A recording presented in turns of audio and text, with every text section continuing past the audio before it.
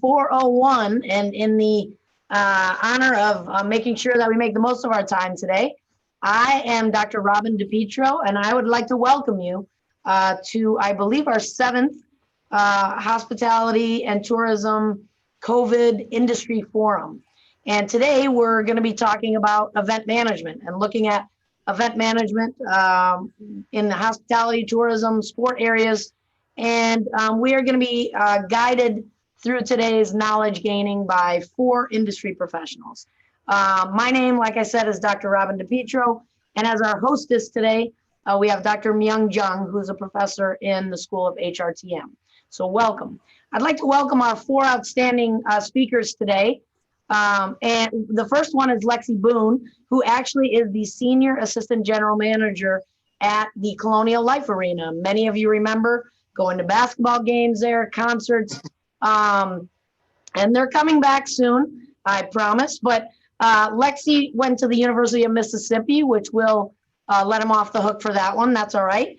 And he has 18 years of industry experience, and we're happy to have him here today to speak a little bit about what has happened in the events industry and things that he sees moving forward.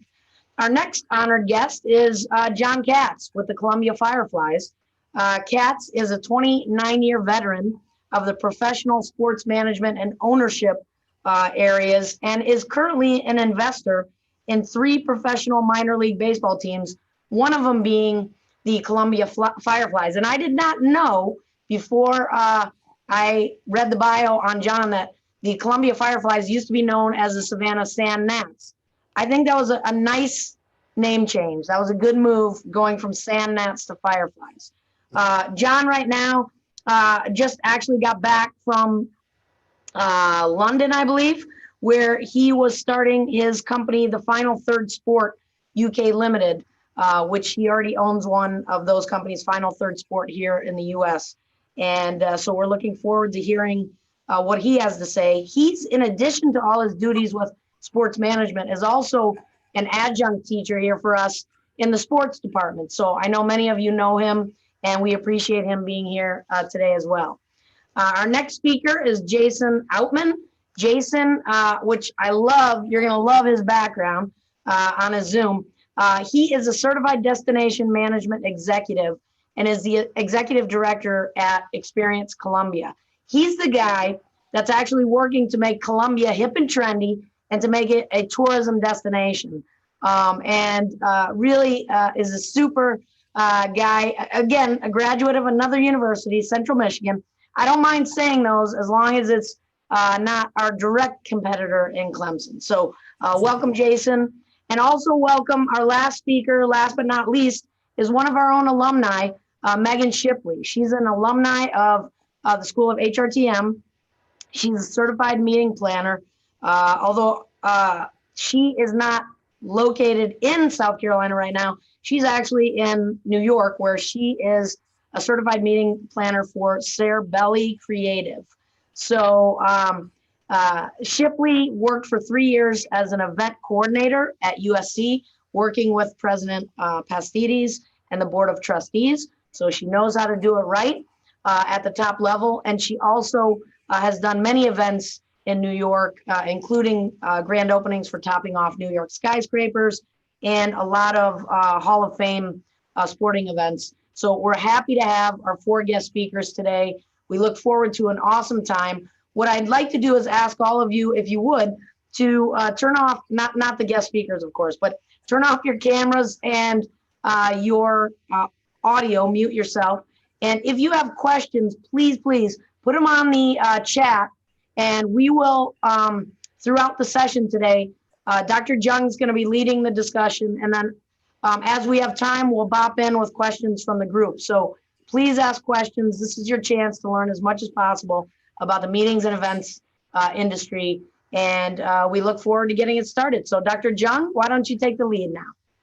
All right, thank you, Robin. Thank you so much, all panelists, for your support and time to share about all ins and outs of handling and responding to COVID-19 pandemic in your organization. So my first question goes to Jason. And my question is, how your company, I'm sorry, could you tell us about how COVID-19 has affected your organization before and after the outbreak, and how hard are they, Jason? Yeah, so thank you for the question, and thank you for inviting me today. I'm looking forward to a great conversation. Prior to the outbreak, we were in more of a monitoring situation. There's no game plan, for a pandemic. I don't think any of us have been through something like this before. So, it was more of a monitoring to see, exactly what would occur if the situation got worse, which obviously it did. For our organization, everything just kind of came to a complete halt. When the outbreak officially took place, really for us, kind of around that mid-March, late March timeframe, our organization and quickly, our organization, Experience Columbia, we represent the Convention and Visitors Bureau, the Convention Center, the Sports Council, and then the Visitor Center. So we've got the 4 components to our organization. When the outbreak occurred, we basically came to a complete halt. Our convention center, all the events were canceled.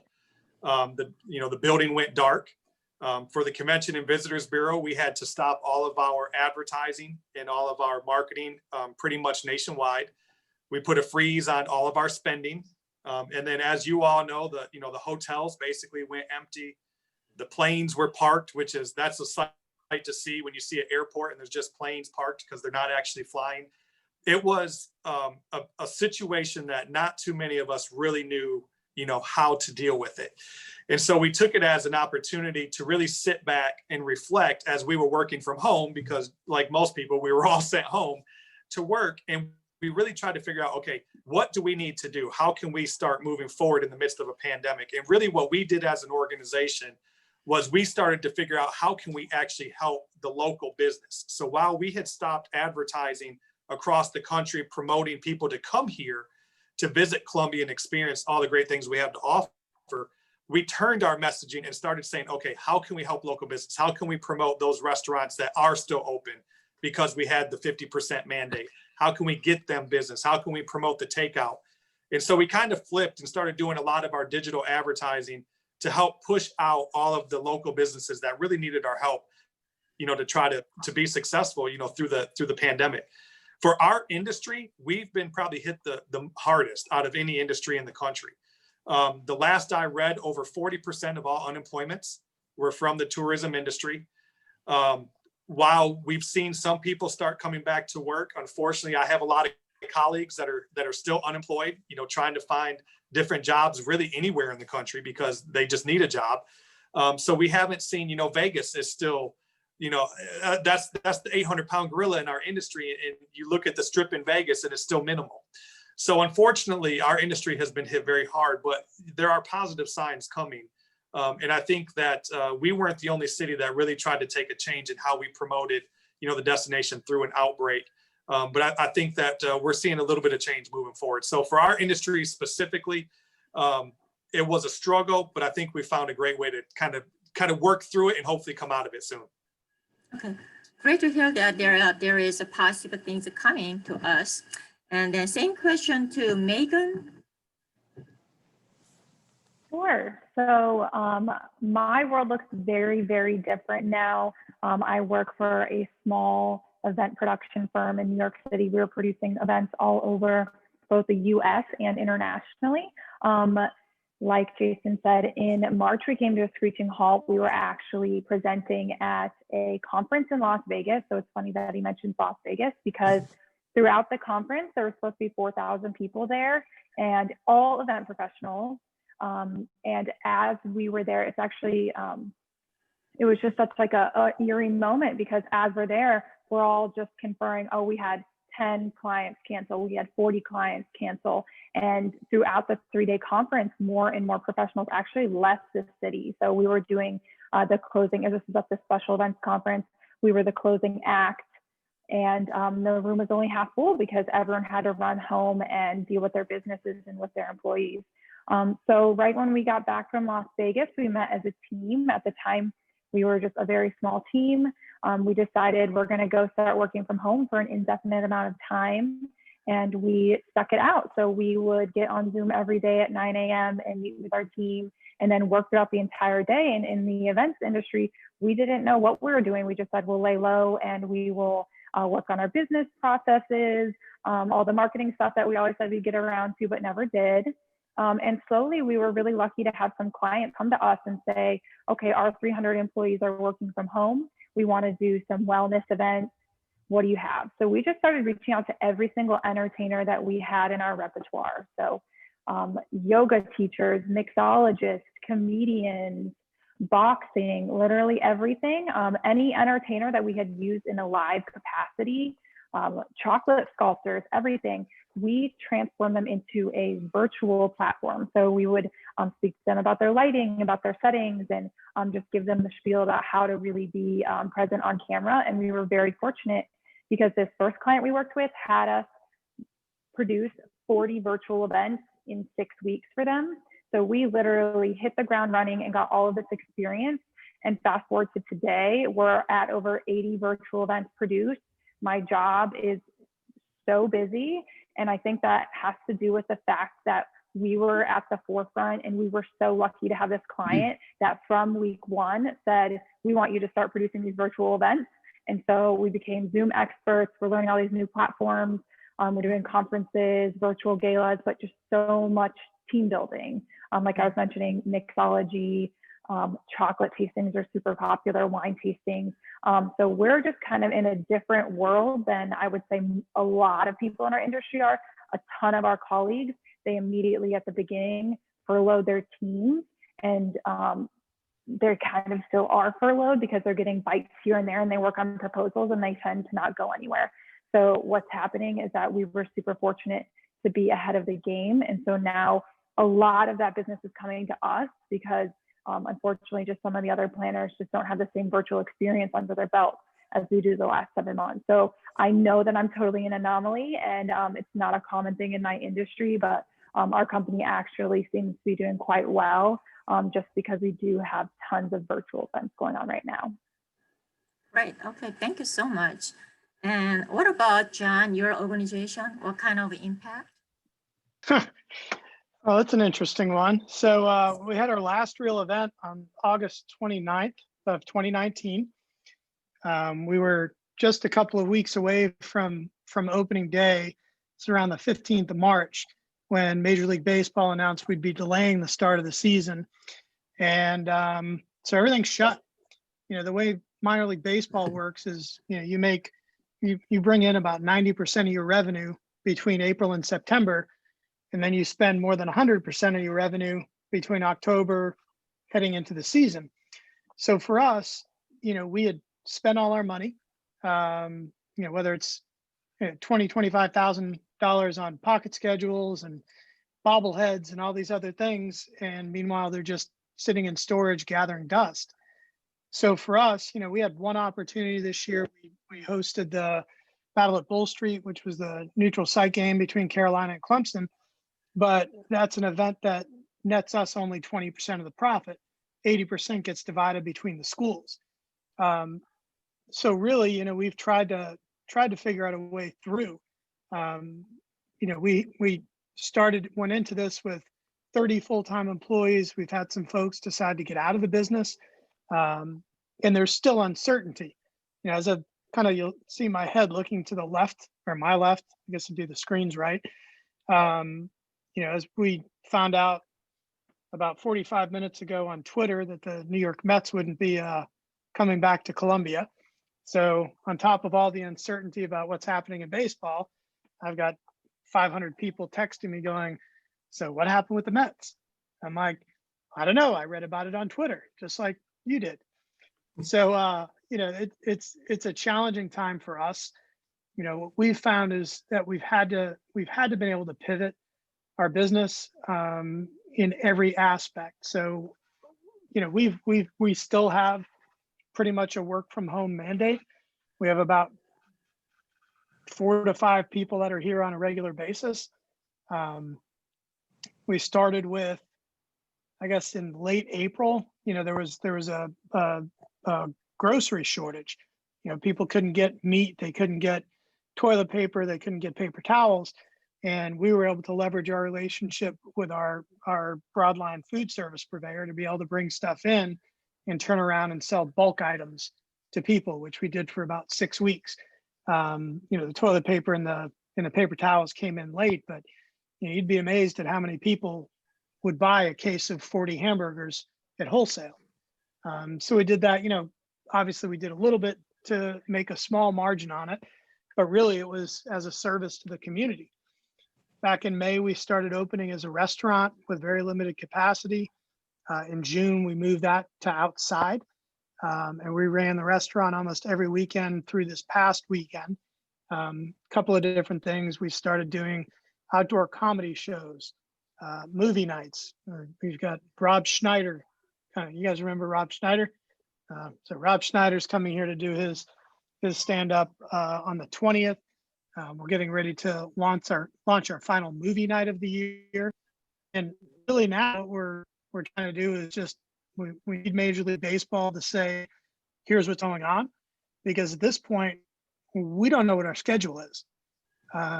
So there's a lot of uncertainty for us. We know we're going to have an affiliate. We don't know who it's going to be. We know we're going to play. We don't know when we're going to start. We don't know how many games we're going to play. We don't know what other teams we're going to be playing because there's geographical realignment. So that's kind of job one, is sorting all of that out. Our issues with our club in England are very different because we are playing behind closed doors. And fifth tier non-league English football is a lot like minor league baseball, where the majority of your revenue is tied to having butts in the seats. That's what drives your commercial sponsorship numbers.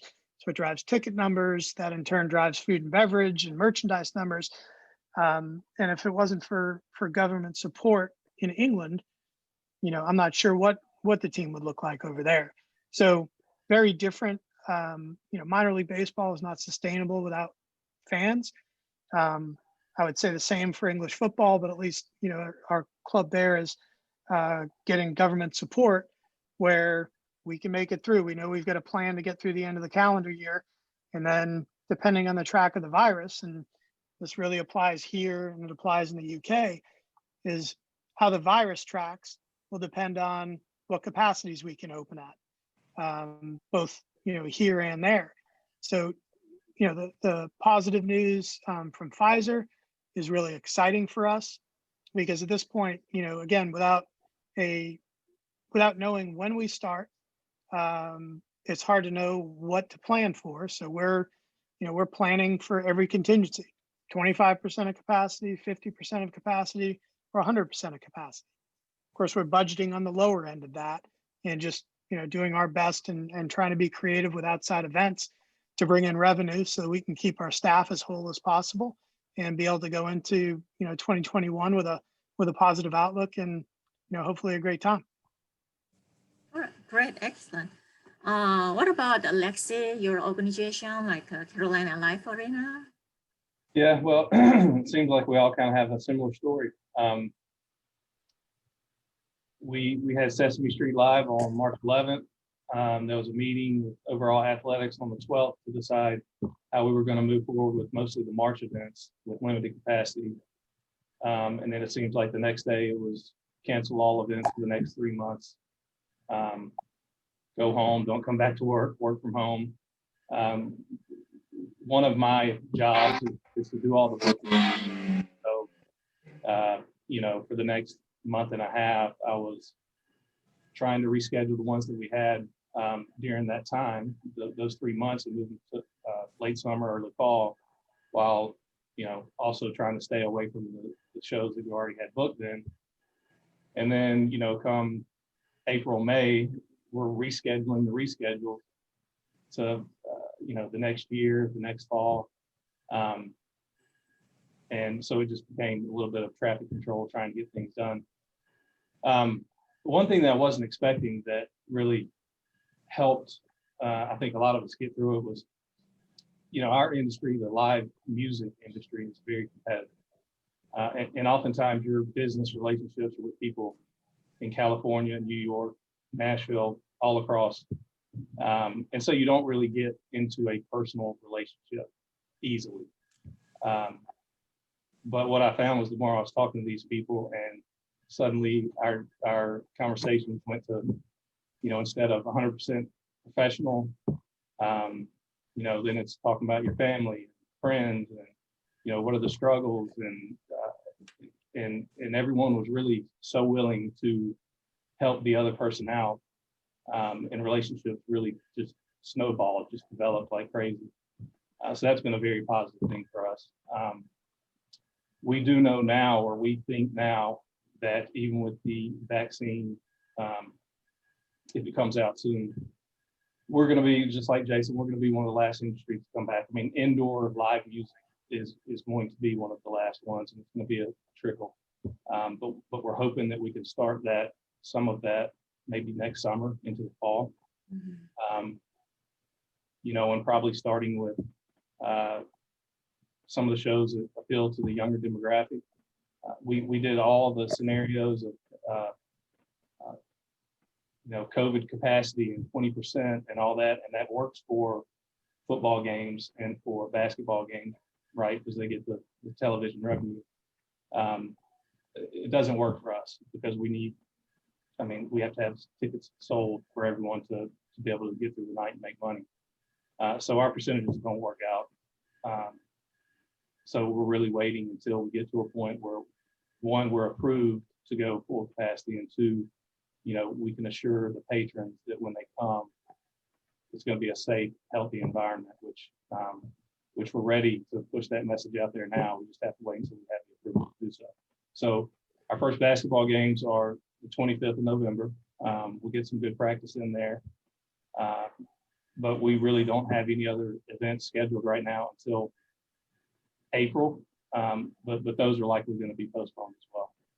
So it's just kind of a wait and see right now. All right, great. So Robin, do you have any questions from audience? We do. Okay, so Lexi, I have a question for you. Have you all done at the Colonial Life Arena any live music events with like that 20% capacity and then streaming them virtually or streaming them live? Has there ever been a thought of that? I mean, there have been talks of that, but that's obviously not a decision that we can make as the arena. That's an artist decision, that's an agent decision, and there have been some of those, and they generally go to, maybe a bigger building that has different production and that kind of stuff. Okay. But yeah, no, we haven't been able to find a model like that works. Okay. And then there's a question for any of you in the panel. What certifications or additional education would you recommend in terms of building experience in event management pre and post COVID? I guess let's just stick with the post COVID because that's going to be most relevant moving forward. What education or additional certifications would you guys recommend? I mean, for me, I don't necessarily think you need certifications for an entry level job. At least I think it's just putting yourself out there, attending some of the conferences that are there, introducing yourself to people, doing internships, working part-time, finding out exactly what you like, what your niche is, and just going full head of steam after it. Mm-hmm. Okay. And as far as certifications, I would recommend, obviously I have my CMP, but it's kind of a time consuming process. So if you are an event professional that has the time right now, now's the time, because it takes about 3 to 5 months to study. So go for your CMP, because it is one of the certifications that's recognized by hotels, DMCs, anything that's kind of, pretty well known in the business. They'll know what a CMP is, so it might be worth it. And PCMA also came out with a digital event strategist, I believe it's called, certification. It's pretty inexpensive.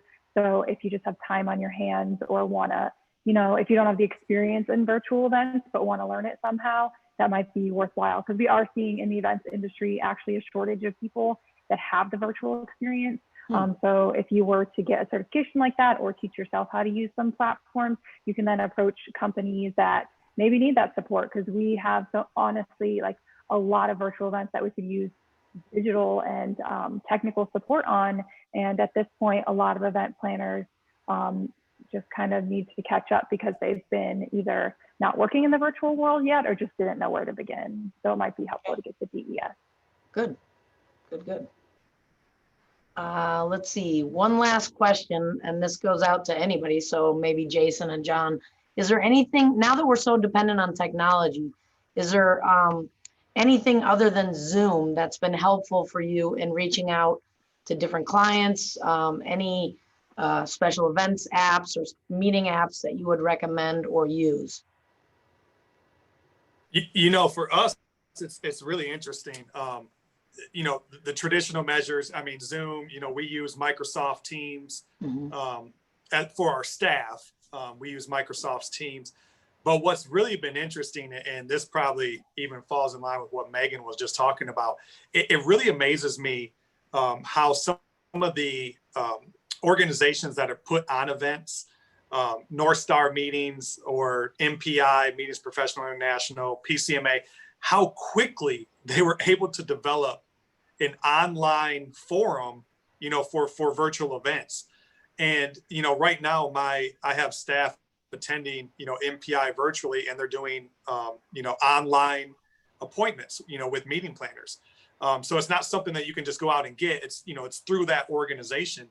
But it really, you know, it really is impressive in how quick they were able to put these things together. You know, outside of that, I mean, you know, social media is still king. You know, LinkedIn has become even more relevant, you know, now. Our staff has been, you know, doing more, obviously, with you know, Instagram. Marketing has been doing more on Facebook because we can geo-target more.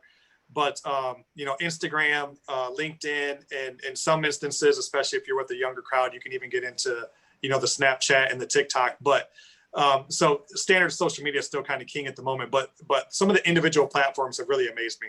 Sure, great. John, done any TikTok lately for the Fireflies? No, every once in a while, my daughter sneaks me into one, which is slightly more offensive than the 15 million selfies a night she puts on Snapchat with me. You know, we rely heavily on Zoom. Okay. But we'll use Zoom. In some cases, we'll use Teams, or there was one on Google. I think it might have been a Google Hangout that I had a demo on. And again, the stuff that we're looking at, you know, for us, so much of what we do is, you know, help people grow their business by providing advertising opportunities. And, you know, we've heard kind of through, you know, really to Lexi's point, I mean, you know, there are 160, soon to be 120 minor league teams. And we have a group of 40 to 50 teams on a Zoom every Wednesday. Oh, wow. And we'll share ideas about, you know, how we can continue to add value. Because again, you know, you're talking about, you know, potentially a 50% capacity for a season. Well, we certainly don't want to take 50% of our ad dollars, because we rely on those to, you know, help fund the business. So we're looking at a number of different platforms where we can take that advertising kind of outside the stadium through engaging content. And while a lot of that will be kind of activated through traditional social media, it's very specialized platforms, and there are, you know, 3 or 4 out there that we're kind of doing a, you know, a cost benefits analysis to right now. Nice. Okay, that sounds great. All right, Miyoung, I'll let you take it away for a little bit. All right, great, a great question from audience. So the next question is whether your organization took part in government support such as PPP loan, like a paycheck protection program to sustain the business. Can anyone answer to that question? I'll take a jump at this one, because this is a very sore subject for convention and visitors bureaus. You know, the majority of CVBs across the country are 501c6.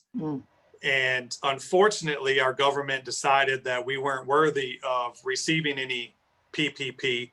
And it's partly because if you look at the designation of a 501c6, that actually includes like lobbyist groups.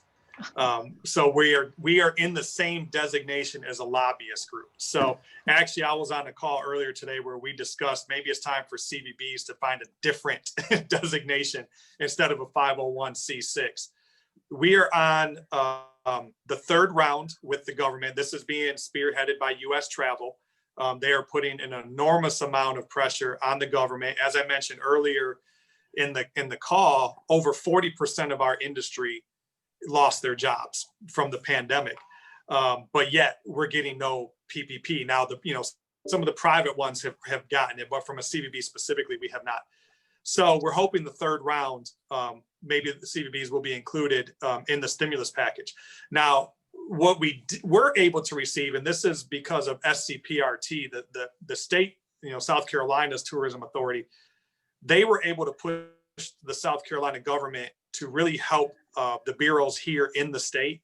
And so we were actually awarded some money from the state of South Carolina to specifically market recovery strategies here in the state. This money cannot be used for payroll. It cannot be used for benefits. It has to specifically be used for COVID recovery marketing. This is actually a great help for us because our budget, we lost about 50% of our budget due to COVID. So the money from the state is greatly helping us. We are also hoping that in January, that SCPRT will be able to go back to the state legislature who postponed the distribution of any CARES Act money here in the state of South Carolina. They postponed it. And so we're hoping in January that we'll be able to go back and ask on that front for us to get some of the CARES Act money and once again do more COVID recovery marketing. So while it can't specifically go into what we traditionally do as an organization, that greatly helps because we're still getting a message out about our city being safe, our city being open. And it's something that we wouldn't be able to do otherwise because of the budget cuts that we received in-house. Okay. Anyone? Yeah, we were offered a PPP loan, which we did accept. It's great for a little while, but it doesn't last long. You think it would last a little bit longer. And, I look at teams in our industry that either kept people until they ran out of PPP money and then fired everybody. Us, what we did is we kind of blended our PPP money and we're able to utilize the federal unemployment benefits to help keep our people whole and stretch our PPP dollars more. There are some things in the potential next round of stimulus that could be really helpful for businesses like ours. I know for us, we're down 92.5% revenue every year. And we didn't even have a great year last year. We had a decent year last year, but 92.5%. I mean, it's hard to recover from that. But understanding that, that opportunity, depending on, whether or not the Democrats and the Republicans want to play nice on this next stimulus package, it could be game changing, not only for the live events industry, but also for the sports and entertainment industry as well. Okay. Lexi? No, we're a state entity, so we're not able to get any of the PPP from the federal government. Okay. We're thankful that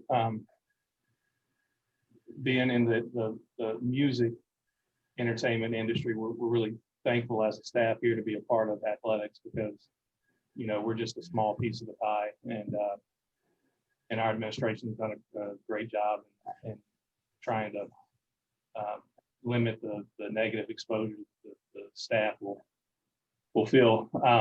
So we're thankful for that. Good. All right. And anything from Meagan or? Sure. So we did get PPE or PPP, not PPE, back for the first few months. And then, of course, like we were saying, it ran out. And there have been a lot of pushes in New York City. There's a New York, New Jersey Live Events Coalition that have been doing rallies and things like that, just trying to get some attention to the fact that 12 million event professionals across the country are unemployed with like no end in sight. So there's definitely a need to continue to lobby and just kind of get the word out about our industry. So yeah, we did for a short period of time. Miyoung, if I could add one more thing. Sure. What this is, specifically speaking about the CVBs, what this is really taught all of us. Now, we were in a fortunate situation, and John Katz is actually one of my board members. So thank you, John. But we were in a situation where we have spent the last few years building up our reserves.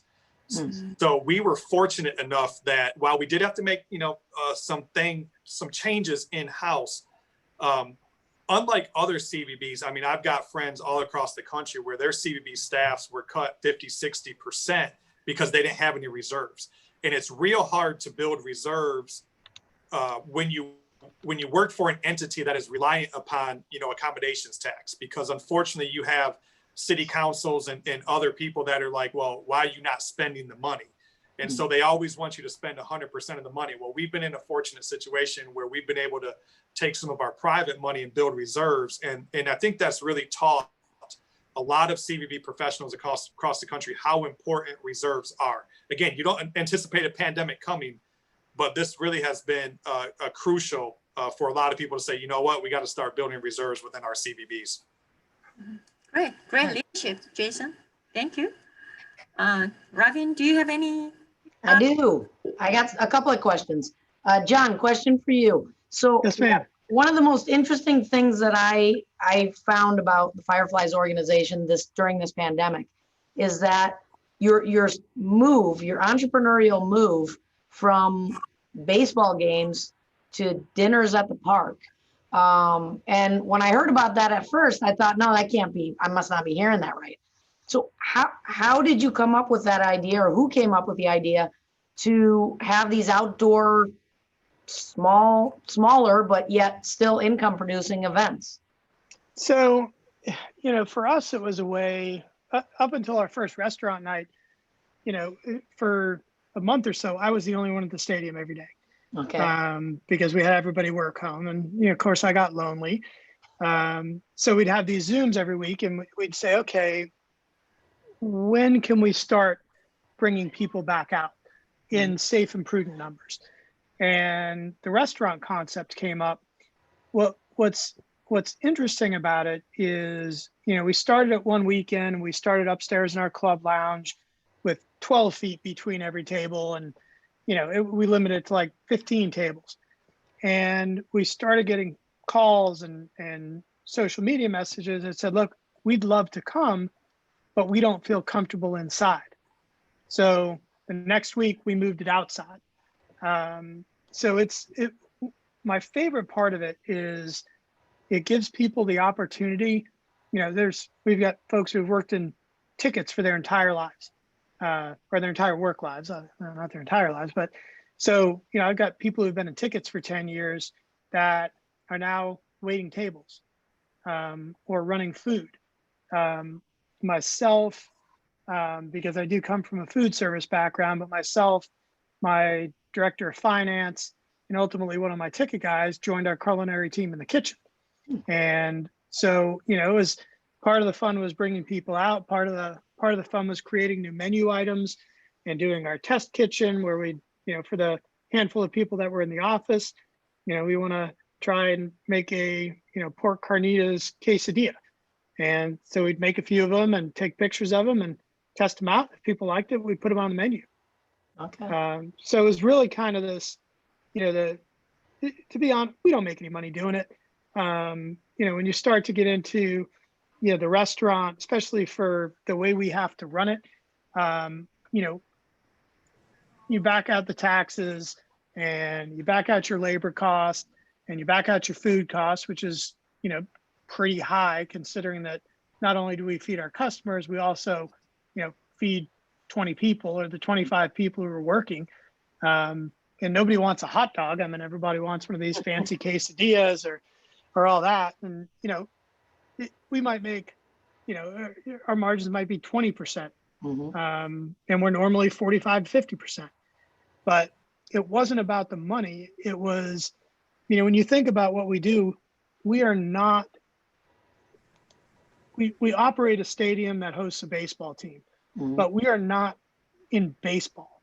We are in the people business. Yeah. And, you know, as I've said since day one, when, you know, this project was announced back in 2014, it's a gathering place for people. And there doesn't have to be a baseball game for us to gather people. We are here to bring people together. So finding ways to do that, and the restaurant was kind of the low hanging fruit because, you know, we've got 6 kitchens in the ballpark. We can certainly do whatever we'd like to do. Sure. And on the event side, you know, I mean, no different than what the convention center saw. You know, we had weddings cancel, every indoor special event cancel for, I think we've had one since the middle of March. And it's, you know, that's just kind of the way it's going to be for a while. So, you know, we wanted to enjoy the great Columbia weather as long as we could. And, you know, now it's starting to look at, you know, what can we do starting in early February or mid-February when we start to see those 65, 70 degree days again. Sounds great. Awesome. Well, we'll be in touch for sure. Maybe we can do like a HRTM, School of HRTM wine tasting event or something like that. Who knows? Absolutely. We can make that up. Awesome. All right. I got a question now for Meagan. What are the challenges with virtual events during this time? What have you seen that create challenges for those events? Sure. So one of the main challenges I actually learned, because I'm on the New York City Gamecocks board, and I learned from the Alumni Center that they've had Zoom bombs that are actually very calculated and very just kind of detrimental to the entire event and to the reputation of the university overall. So they've had to make a lot of changes as far as security, like on a Zoom meeting, they'll only do webinars, not meetings. They will only use authenticated users. You have to access it with the same username that you signed up with. So there are security issues. I would say not necessarily an issue, but a hurdle to overcome is just educating your clients. So everyone assumes a virtual event is inexpensive. But I like to explain to people, if you were doing a large 3-day conference and you went behind the main stage and you saw everyone that was behind there and the amount of AV and the amount of technicians, like there's a person who's just in charge of video, there's a person who's just in charge of audio, there's a person just in charge of mics, and that doesn't change just because you're on a virtual platform. So say you go to do a 3-day live stream conference and you have all these different videos, all these different speakers, you might have anywhere from 5 to 10 technicians full-time focused on your event the way they would be at a convention center or an arena or anything like that. So I think one of the main hurdles is just educating clients about what to be expected with virtual events. There's also a lot of, you know, there's like parameters when it comes to a virtual event. Everybody wants it to be interactive, but every single platform has its limitations. If you want to have that networking, you actually also limit how many people you can have in the event, or you have to have a platform that now doesn't stream videos as well. It's really more so for live presentations. And if you want live presentations and you go to a live stream, now you cut back on the networking. So there's definitely some limitations as far as like technology threats and things like that. And then there's always like the hiccups that could go wrong, whether it's a live or virtual event when it comes to AV. But I would say the big struggle with virtual events is just the hurdle that both clients and current event professionals have to overcome in order to be fully educated on the platform so that they can educate their clients and just get to the point where we can be producing high quality events. Perfect. Thank you. Miyoung, can I ask one more question and then I promise I'll stop? This is from the crowd as well. So this is for Lexi. Lexi, a lot of artist tours are seasonal, spring then fall concerts. Do you think we'll see much longer tours that blend touring seasons together once they start back up? Or is everyone going to be calling you at one time? Good problem to have. There's going to be a lot of traffic when we finally come out of this thing. And yeah, I do think maybe the tours will be extended further than traditional done. I mean, it's no secret that all these artists and their crews, and they are chomping at the bit to get out, and they're going to want to play as long as possible. So I think the future of our industry is going to be better than it was. Mm-hmm. Perfect. Thank you. All right, Miyoung, take it away. All right. going back to what Lexi said, like we are really looking forward to hearing from you about future of our industry. So, what are your predictions of meeting and event industry next year? And do you think we can get back to where we were before the pandemic? What do you think? Was that for me? Well, everyone, but Lexi, you can just add more things on. Yeah, well, so the way our industry was going was really quite phenomenal. And just to show you how we were for the last 3 years and what was going to be 4 years before the cancellation, we were beating our revenue goals year after year. And that's because, you know, the guarantees were high for the artists, which makes the tickets high. Some people said that maybe it was, you know, inflated prices, but the fact of the matter is the tickets were selling. So everyone was making more money. I'm hoping because in that scenario, you have, you know, maybe the promoter and the building are the two people that are at risk of losing money.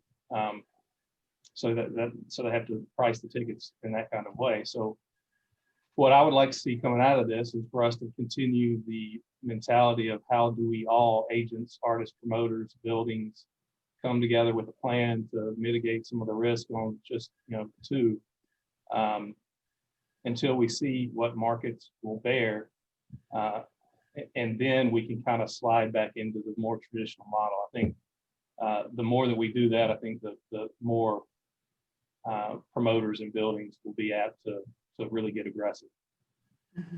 But I do think once, like I said, I think it's going to be a trickle because we don't know our markets anymore. You know, we had a pretty good idea of what a rock show would do versus a country show. And we just don't know how people are going to respond coming out of this. So start slowly. And then I think, you know, in a couple of years, we'll be maybe better off than we were before. Okay, thank you. And Jason? Yeah, so, you know, it's really going to be interesting. And I'm going to take two different approaches to it. So kind of like with Lexi, you know, Columbia was actually experiencing, you know, from a hotel occupancy standpoint and an ADR, average daily rate, we were actually experiencing the highest we've ever had. Downtown occupancy was running 77%.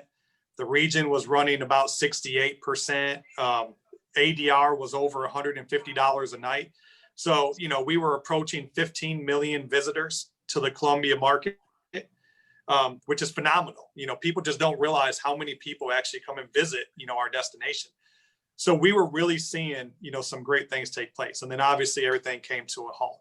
So if you listen to Longwoods International or destination analysts, everything right now is pointing to the third quarter of 21 before we really start to see a significant increase in events. Now, the convention center has actually been doing fairly decent. We've had a good amount of events recently. However, they're local. They're not events that are producing room nights. They're not events that are driving, you know, people into the destination. They're more, you know, their weddings, their galas, they're that sort of thing. But they are events. So it is showing the people's willingness to have events. So again, research is saying third quarter of 21. However, if you look at what is also being said in terms of returning to pre-pandemic numbers, back to that 77% occupancy, reports are saying 2023 before we return to those same types of levels. Where I'm a little fearful, and it's kind of funny having Meagan on this call, where I'm a little fearful is because of how well virtual meetings have been going and how well the hybrid meetings have been going. A meeting that traditionally, you know, she mentioned PCMA, traditionally 4,000 or 5,000 people. This year, it was 100% virtual. You've got other events, you know, where you might have 700 people in person, everybody else is virtual, in the hybrid component and how successful it has been. I'm one to believe face-to-face will eventually win out. I think in the meetings and events industry, we have that need for camaraderie, have that need to network, and you just don't get the same with virtual. I also read a report just before this call that the major hotel companies, Marriott, Hyatt, Hilton, they are actually now saying they believe we're going to start bouncing back quicker, that it's going to be more the end of 21, 22 to where we start seeing pre-COVID numbers. We got a long way to go to get to that point, but the signs are there. People are more willing to travel. A recent survey that I saw, we were up to 67% of people were willing to travel. And actually, I think Georgia just did a survey in our call here about the willingness to travel. So we've got a ways to go to where we're going to return to pre-COVID numbers, but there are some positive signs. And one of the most positive signs for me is my staff is actually getting back out and traveling and meeting with meeting planners. And so that means that there is the willingness there. Long way to go to get Columbia back to where it was, but positive signs are showing. And this is a resilient industry. Something always happens in tourism. You have the 2008 downturn and we bounced back and had historic years. So it's a resilient industry. We will bounce back. It's just a matter of when exactly will that take place. And you can do all the research, but nobody truly knows. All right, great, and thank you. And what about Meagan? How you can predict the future of our industry? So I will go based solely on my personal beliefs. I don't know all the specifics behind it, but just from what I'm seeing, we've gone through so many waves starting in March to today. We have seen peaks in virtual events and then kind of lows at the end of summer because everyone wanted to be outside. And now the interest is just spiking for virtual events. And I think that's due to a lack of connection. And we all know that in our industry that the event spaces, it's so important to get people together. So I think even though people are making do with virtual events, they want to be together live. So there are platforms that allow for networking, but it's not the same experience.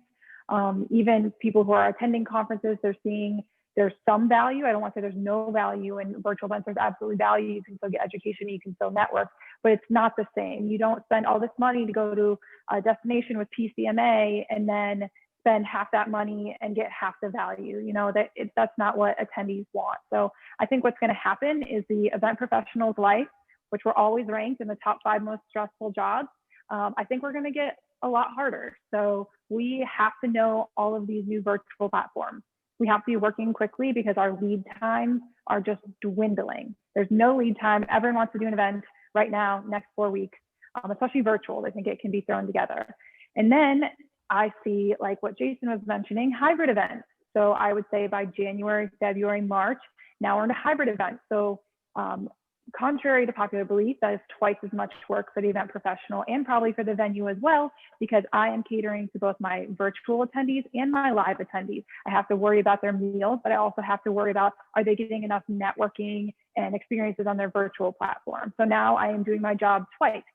And then once it gets into more so virtual and we're kind of, or away from virtual and we're getting into live events, those are going to look completely different. So our jobs as event professionals are going to be just transforming in so many ways over time. But I do completely believe that people will be completely done with virtual events as soon as it's safe to do so. There will be corporate companies that just liabilities and ethics reasons will stay with virtual events a little bit longer. And the trend with this is always that the corporations are like, oh my gosh, we're saving all of this money because our execs aren't traveling throughout the year. We're not paying for everyone to go to conferences. We're not holding these meetings and wining and dining in hotels. And then next thing you know, all the execs are complaining and like camaraderie isn't the same and they haven't had the same team building opportunities. So then there will be a rebound, I would say maybe end of 2021 back into 2022, when corporations will finally realize there's a value in going into work every day. There's a value in having face-to-face meetings. There's a value of your leadership retreats. So I think we're going to go through a lot of different seasons before we get there. But live events will absolutely come back, because if you see anyone on a virtual event, we're kind of all over it. I don't want to say that because I'm a virtual event producer, but honestly, we're all to the point where we want to see people and we want to connect with people in person. So it will always come back. Excellent, great insight. What about John? Well, as we kind of started thinking through this in May or June, that this is going to be a multi-year problem for our industry, because we're all, well, not anymore. There used to be short season teams that would start in June, but all of us start or expected to start in April. So when you think about people who've paid for season tickets, or they've paid for suites, or they've paid for advertising, and were gracious and kind enough to let us keep it and roll it over to next year. Well, you don't get the money again next year, which means you're already in the hole, $1 million or whatever it might be. I think it's about that. It might be even a little more for us. And, we're not as aggressive invoicing people. I know teams that, got 60 or 70% of their revenue in. So for us, for our industry, I think it's 2023 before there's a full recovery. 2021, I think will be interesting depending on capacities and how in the whole teams are as individual teams. 2022 should get back to some sense of normalcy. And by 2023, I would expect that we'll be back, rocking and rolling. The thing is that, live sports, much like live music, people crave this. If you talk to a sports fan and, I think the only sport I've ever preferred to watch on TV is basketball, other than the tournament that Lexi and his crew hosted last year. I enjoyed that. Baseball doesn't translate great to TV because it's an experiential environment. It's the same thing with live music. I love concerts. I go to 6 or 10 concerts a year. Last one I went to was Halloween last year.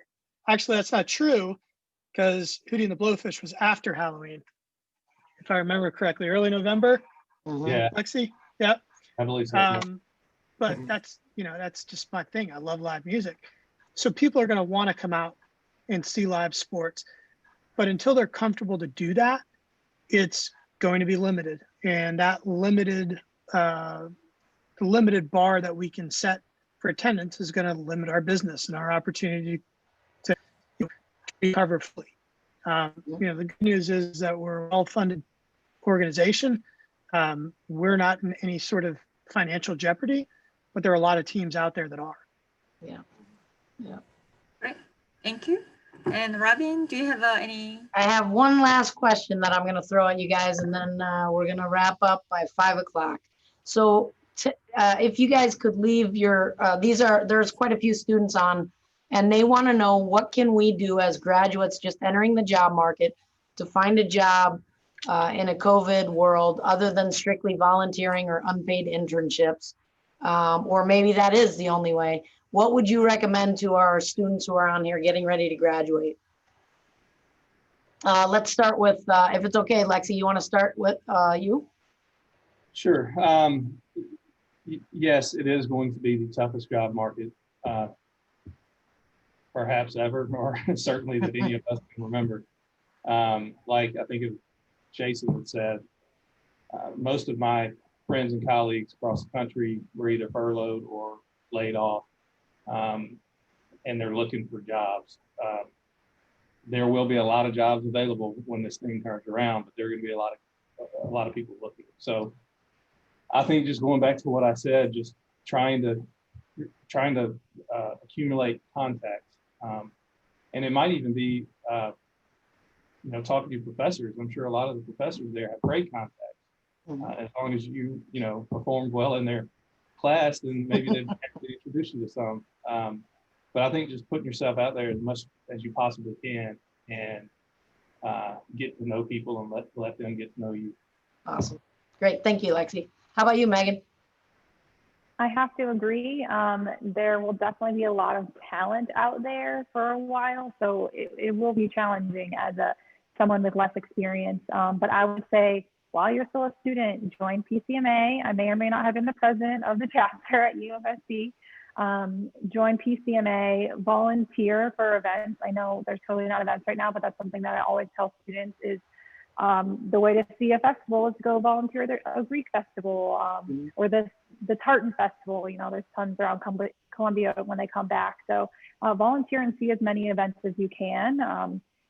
Now's the time to maybe possibly interview event planners and get to know them, because they all have their perspectives and they might have some free time now when during busy season they might not. But everyone in the hospitality industry knows it's all about who you know.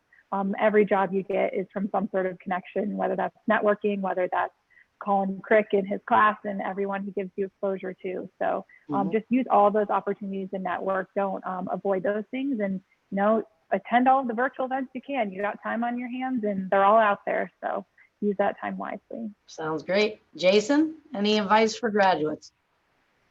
Yeah, so completely with what Lexi and Meagan said. I mean, this industry, we like to network. We like to, when the sessions end at 5, hopefully everybody's over 21 on the call, but we like to go to the lobby bar and have a drink and we network and we, learn about everybody's family, and it's not just about business. And so, I can't hammer home enough, building those, those networking opportunities. And like I said, this industry will bounce back. If you look at the news, we are here in Columbia, we're actually getting ready to break ground on 3 more hotels. Wow. They wouldn't be building hotels if there wasn't the sense that we would bounce back. And again, there is a lot of competition out there. The other thing I'm going to say is, and Mayor Benjamin won't like me saying this, you have to be willing to move. I love Columbia, and I know a lot of the students, at the university, they love Columbia. They might even love South Carolina. I've lived in 9 different states in my career. You have to be willing to move if you want to get, that good job, and if you want to continue to move up. Unfortunately, especially in the CVB specifically, in our world, it's a smaller organization, and my position as executive director, there's a handful of what I do across the country. And so, like, for me, if I wanted to go to even another next step, I'd have to move, and you have to be willing to move so that you can continue to move up within the career. You're not always going to find those opportunities at right in your backyard. And so, again, networking, the willingness to move, like Meagan said, find the different events, different associations that you can be a part of so people can see your face, and don't overestimate, the word of mouth that somebody can give for you. I have people that use me all the time that haven't worked for me in 10 years, and they're still calling me, asking me for a reference. So. Nice. Great. John, any last word? Stay in school. Don't graduate. Give it another couple of years. I told them to get their masters. That's what I told them. Work on your masters. It's tough because, my response is going to be very industry specific for minor league baseball. With what Major League Baseball has been working on for the last year is to eliminate 43 affiliated minor league baseball teams, which means that there are 43 front office staffs that are in the process, or whenever they make their final announcements, will be gone and out of work. Those people, much like Jason said, most of us, I haven't counted, I'm probably in 7 states, but I ran teams in 2 different cities in 1 state, so maybe we're close. But you can't be, especially when you're young, don't be bound by geography.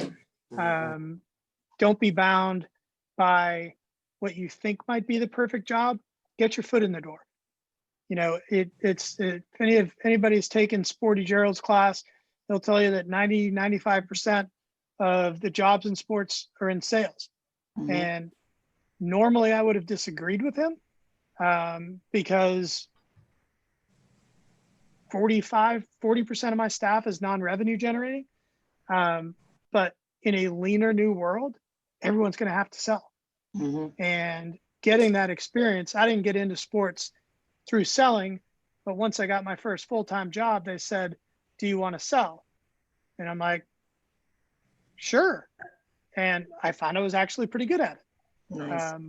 But it's not something I ever thought I would be doing. Several of the people in this operation have a background in fast food. I know that's not a career choice, but Hey, now be careful. fast food. No, my first job when I was a teenager was at McDonald's, and I was a shift manager at 16 years old. I get the value of learning good systems, and I've carried that forward with me for my entire career, the experiences I had in high school. But understand that when people are looking at resumes in this industry, they have a lot of respect for people who have done the I'm not afraid to roll up my sleeves and get my hands dirty work.